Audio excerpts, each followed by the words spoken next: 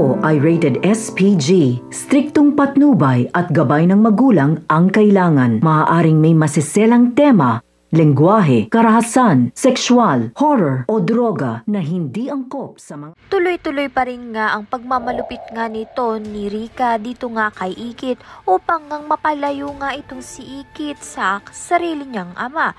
Upang sa gayon nga'y wala na ngang pipigil kay Gani sa pagbenta nga ng kanyang lupain upang pondohan nga ang resort project nito ni Rika.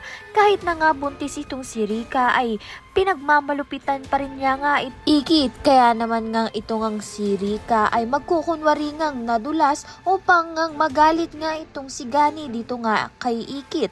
Kaya naman nga ito ngang si Gani ay nagsalita nga dito kay Ikit na lumayo-layo nga muna siya sa tita Rika niya at sa kanila upang hindi na nga sila magkagulo. At isa pa ay hiling nga rin ito ni Gani dito nga kay Ikit na wag nang kausapin ang foreigner na kinakasama nga niya ngayon. Grabe naman talaga ang ginawa ni Gani sa sarili nga niyang anak.